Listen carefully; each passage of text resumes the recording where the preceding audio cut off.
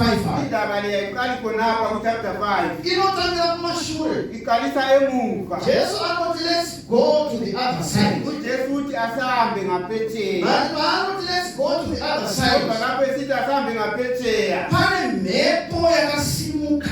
Kulo moya owasukumayo. Ukazwa kwaduze ukuthi mhepo zinosimuka wena.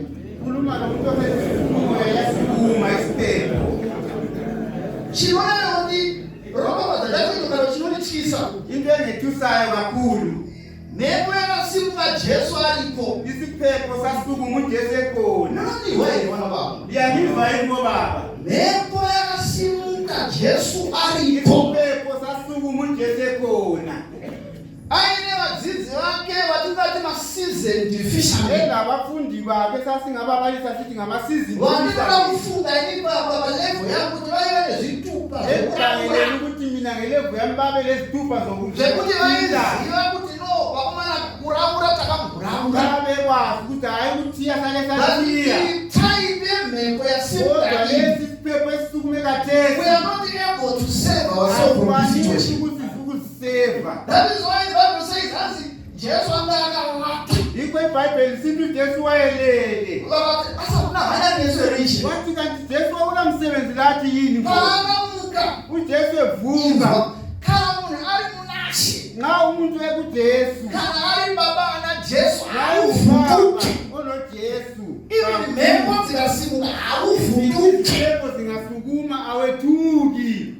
Akamuka ndobva anyararisa gungwa. Wapho nguvuka wathulisa isiphepho. Vadzidzi vake kusvika vadedzera vakati Abafundi kind of man is this? bathi umuntu mhlobo bani lowo. Vadzifundisi noko vaveringisa.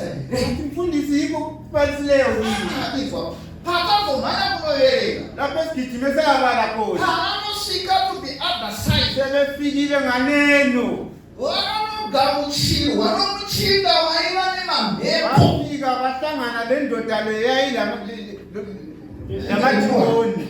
Havanogamuchirwa netimu reprotocol. Abamukelwanga yitimu Vanogamuchirwa nemuchinda waiva nemamhepo. bemukela indoda yayilamadimoni. Panenayo. Kunendaba lapha. Panenayo. Kunendaba lapha. Ndirikwihwa panenayo bani. Ayizwa le ndaba ukuthi khona lapha.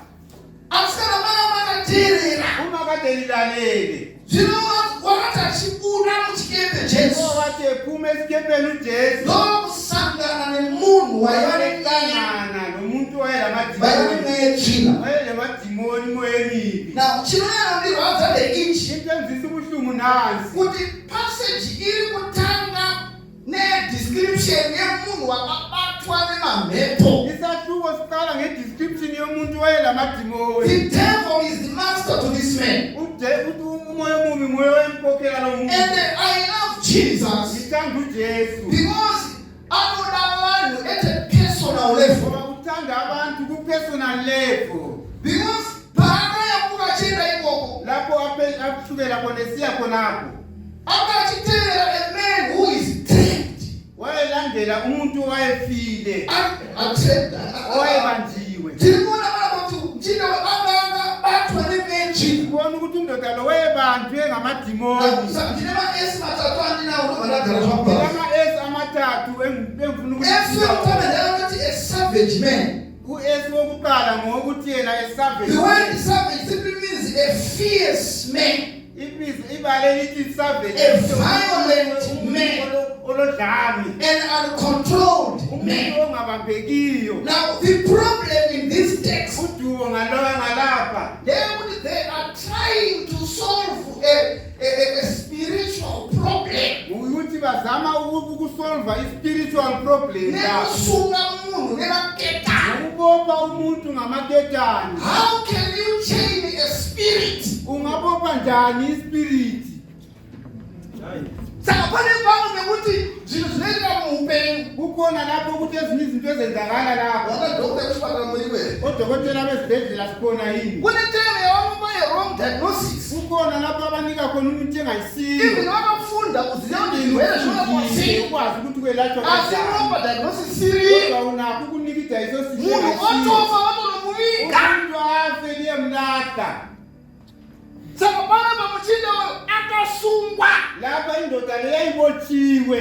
Not only usungwa chete. Haikona kuboshwa ngekuphela. Ngoba wamutikana wawuna kunogara usagara mu-community. But nxa usufuna ukuyahlala ungahlali labantu. Ena unogara kumakuwa. Hambehlala emangcwabeni. Layi makandiyendesa ndakasunguka. Ngali ngihambisile ngingabotshwanga. Ndayizokwanisa ukuita scavenger around. Ngakwanisa lami ukuhamba. Nochaga ovekudla. Ngidinge okokudla. Bakala makandisunga. Kodwa uma limbophile. You want me to die there? Ufuna ukuthi ngifele khona. Kuneneleyo. Kule ndaba lapha.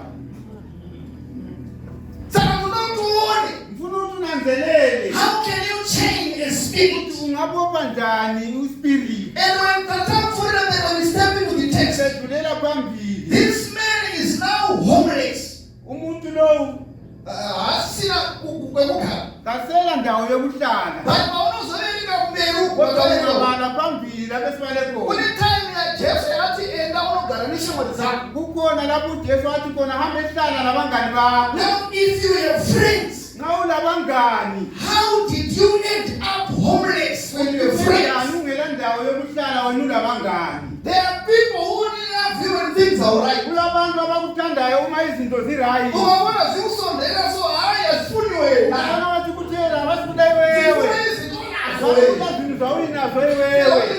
Ungaswele wena. Ukashaya wewe. 2 minutes ulikusana ngishawayo. Umnisi yakungasela abangani lawo. But there is a friend that is closer than a brother. Kukhona umngane ohlala And duzane. that friend is Umngane lo Jesus. nguJesu. That is why he says, let's go to the other side. uJesu wathi asambe nganeno. Ngathi I want to around watu bamofunga. Akubhalwanga kodwa ngicabanga nje kuphela. Nikuba ngokwamnakho nokwamthikepe. Ngoba ngibone ngani basekholisa ngokuba But Jesus esikepeni. says, no, there is a man Kodwa uJesu somewhere uthi who is ukhona dead. umuntu lapha ofileyo. And he must come out of that situation. Aphume kulesi simo. Do you know, my brothers, Liyakwazi yini bathandekayo? even your friends, they can get tired. Labangani benu bangadinwa. Bakunetha niwe. Bayadinwa ngawe. Banosika balevo yatinoti a compassion fatigue. Bayafika kusigaba esithi sona yi-compassion fatigue. Even mawu banenge basina capacity yokumirane. Kuyimbenzi yabo babengasela thando lokuma lawe. Olevo yakasina Iyo mchiba. ilevu yayisifikele A indoda. savage man. Umuntu wengela ndawo yokuhlala. My God, Basramazam. Umuntu asize bathandekayo. This man is dwelling among the tombs. Lo uhleli emangcwabeni. The place where we relinquish what we love. Lapho esithiya khona konke Phela esikuthandayo. manje sambe emangcwabeni akula muntu othanda ukuhlala emangcwabeni madoda. Abapenda kumakuwa hapana kunanda Emangcwabeni sihambisa isidumbu. kumakuwa tunene sazithuka. Akula muntu othi hayi mina ngihlala emangcwabeni. Hakuna kunanoti alilogala kumakuwa. And this man akalakomberezwa with 30 people Kodwa around him. umuntu lo wayegonjolozelwe ngabantu abafileyo. Simenzira ukapetsira wasaraundwa nezvinhu zvakasha. Ngezinye indlela uma usugonjolozelwe ngezinto Newe ezifileyo, unotinoda pera. hayi uyacabanga ukuthi lami sengiphelile. So this man was now homeless. Umuntu lo wayengasela ndawo yokuhlala. My goodness. And chino chakwaza neinji. Into enyenzisa ubuhlungu nawo. Anti ari ikoko. Ekhona kuthiwa ekhona. Wayekhala marinda. Wayehlala emangcwabeni. Phakathi kusina muntu. Kungela muntu. Wangatsha khona kumsuka. Ongakwanisa ukumbopha. Levo yekutanga. Ilevu yokuqala. Vakamudzina kumbakamisa kumakuwa. Bambotha bamhambise Levo emangcwabeni. yechipiri Ilevu lokusunga. yesibili bambopha. Asitaunodzika nayo. La usehla layo. Vanozibhala nomusunga. Lapho sebembopha. Waitambura chena. Wayeqamula iketani. My goodness. Kulasini. Wainambura chena. Wayeqamula amaketani. And kanadambura chena. Qamula amaketani. Anti wayizicheka. Kuthiwa wayezisika. Othanda kubowa. Oqalisa ukukhala. Angikhulumi ngomfana mina. Angikutawula nezemfana. Ngikhuluma ngendoda. Kutawula nezemrume. Ezisikayo. Ayizitsheka. Ekhala izinyembezi. Akithenga msodzi. Phela nina madoda ndinenkulumo zeyesidala uzikhuluma. Mimi balume mune kutawula kwenza. Hayi indoda ifela ngaphakathi. Ndamrumano phila mkhathi. Ayifani ibeka phakathi. Inani sitawufanele. Indoda mina ngifuna phakathi. Kungena kathi kumafana uchebo. Mbani wathi indoda kufunza ngikhaya. Awusakathi uzibulala ukuthi abaphili. Yikho sizibulala.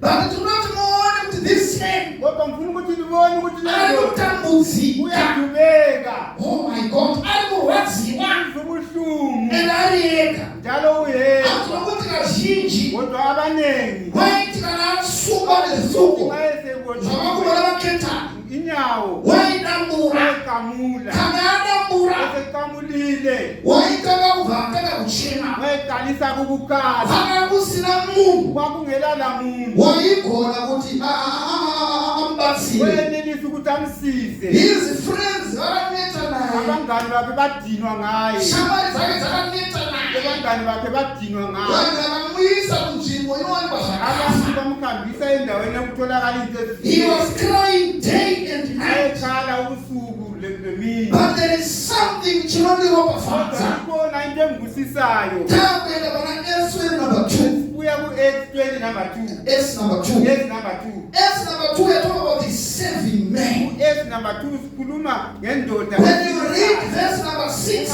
ungabala uvesi number 6 things begin to change. izinto ziyatshintsha Because when Jesus steps in, ujesu uma efika things will not remain the same. izinto aziyali That zinjalo is why the Bible says in his presence, ibhayibheli sithi mountains they quake.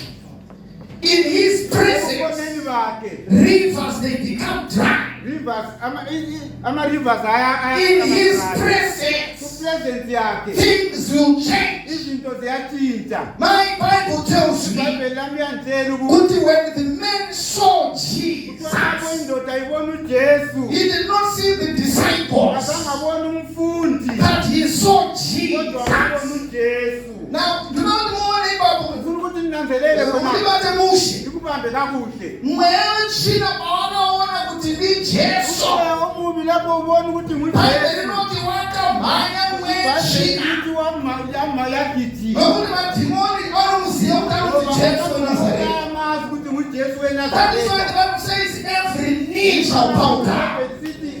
Every tongue shall confess that Jesus is Lord. Yesu inkosi Dhimoni rakonfesa.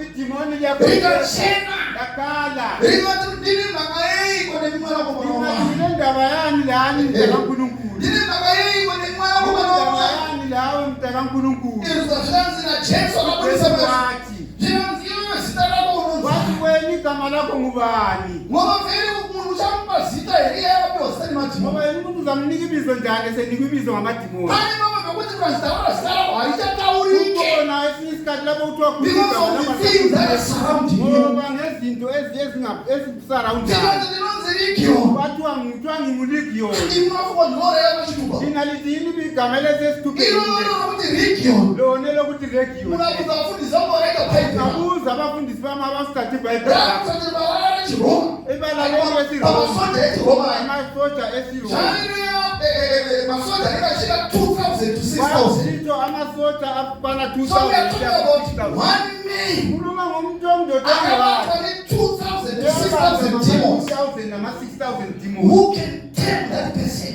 mbani ongabamba lowo muntu Ndiani angaikontrola indoda yakadaro? ndiyani engabata muntu 2,000 to 6,000 mbani demons. ungakontroli umuntu olamadimoni angu-6000 Nyatofungisisa wena. akucabangisise wedwa But when Jesus kodwa ujesu arrived, lapho efika zvinhu zvakachinja.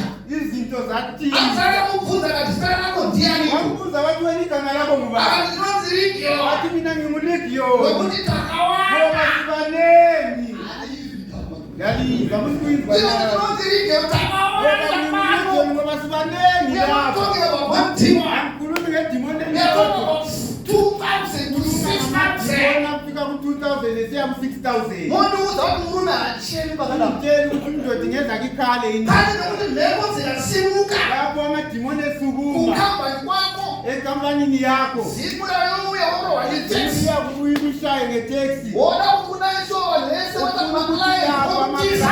wonke abaleke Kumba usvika mukadzi akoti imari yemusari.